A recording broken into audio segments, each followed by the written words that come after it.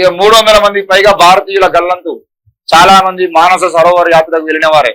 నేపాల్లోని Trishuli dam సమీపపు గ్రామంలో సహాయక చర్యలు. వృద్ధులాన్ని కాపాడిన సిబ్బంది. ఒక్క వృద్ధురాలు కాపాడబడింది. నేపాల్లో చిక్కుకున్న వందలాది మంది. టిబెట్ లో మరో 200 మంది. జాడా తెలియని హైదరాబాద్ మహిళ. 23 మంది తెలంగాణ వాసుల ఆచూకీ గల్లంతు. మంత్రి పొంగులేటి. 23 మంది ఏం కాదు, 100 మంది ఉన్నారు. ఏపీకి చెందిన 7 కూడా. ఎక్కడ చూసినా బురద కొండరాలు. నేపాల్లో 392కు చేరిన మృతులు. 1500 మంది గల్లంతు. 52 హెలికాప్టర్లతో సహాయక చర్యలు. 466 మందిని కాపాడిన బలగాలు.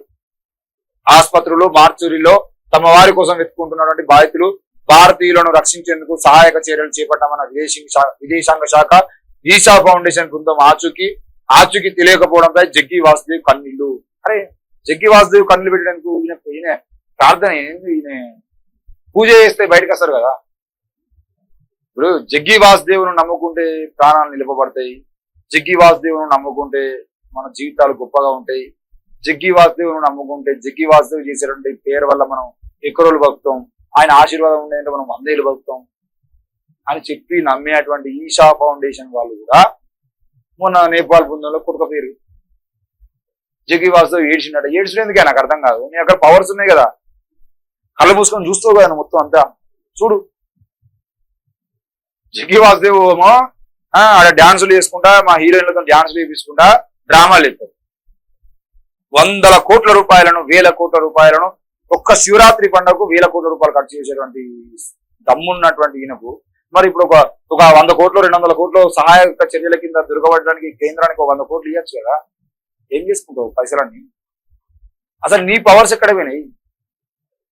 జగ్గి వాసుదేవ్ అనేటువంటి దొంగ భార్యను చంపుడు, బిడ్డను చంపుడు, ఏవో అసలు హంతకుడు. ఆయన ఈషా ఫౌండేషన్ కింద ఎంతమందిని చంపిండో ఎవరో లెక్కలు లేవు. ఈరోజు బీజేపీ అధికారంలో ఉంది కాబట్టి బతికి బయటపడతాడు. దేవుణ్ణి అడ్డం పెట్టుకుని రాజకీయం చేస్తావు కదా. మరి ఈషా ఫౌండేషన్ సభ్యులు కూడా, ఈషా ఫౌండేషన్ బృందం ఎంతమంది అనేది రాయలే. ఎందుకనంటే మనోభావాలు దెబ్బతింటాయి. ఆంధ్రజ్యోతి మనోభావాలు దెబ్బతింటాయి. ఫస్ట్ ఈషా ఫౌండేషన్ బృందము ఆచూకీ వ్యక్తులే అనిపించి కన్నీళ్ళు పెట్టినాడు. ఎందుకు కన్నీళ్ళు పెడుతున్నాడు? జగ్గి వాసుదేవ్ శక్తులు ఉంటాయి కదా, ఆయనను ముట్టుకుంటేనే పులకరించిపోతారు కదా. ఆయన పాదపూజ చేసుకుంటే ఇక దేశంలో అంతకన్నా గొప్ప అనుభూతి లేదంటారు కదా. విదేశాల నుండి వచ్చి కూడా కాలు ముక్తారు కదా. నీకేదో శక్తులు నువ్వే చెప్తావు కదా. అన్ని శక్తులు ఉన్నటువంటి జగ్గి వాసుదేవ్ కన్నీళ్ళు పెట్టడం ఏంది? నాకు తెలిసి రేపు పొద్దుగాల ఇంకోటి మాట్లాడుకుంటూ జగ్గి వాసుదేవ్ ఏడిచింది కాబట్టి ఆ ఏడుపు మన దేశానికి మంచిది రా అంటాడు. అసలు వీడెందుకు ఏడిచిండు? ఫస్ట్ ఈ అంతకుడు, ఈ దొంగ ఎందుకు ఏడుతాడు? శక్తులు ఉన్నాయని చెప్తారు కదా, శక్తులతో దొరకవచ్చు కదా.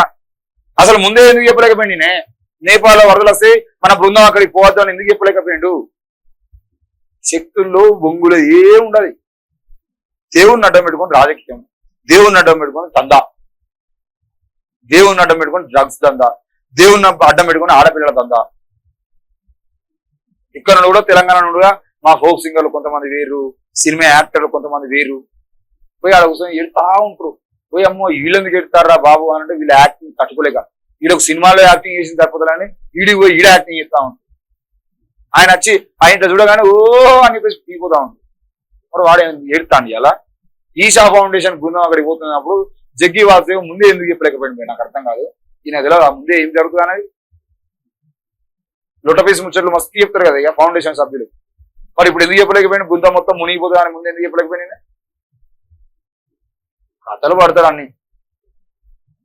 నేను 200 మంది జాడ తెలియని అంటే జాడ తెలియని హైదరాబాద్ మహిళ దాదాపు 23 మంది తెలంగాణ వాళ్ళు అంటూ 23 మంది ఏం కాదు ఎక్కువ మంది ఉన్నారు.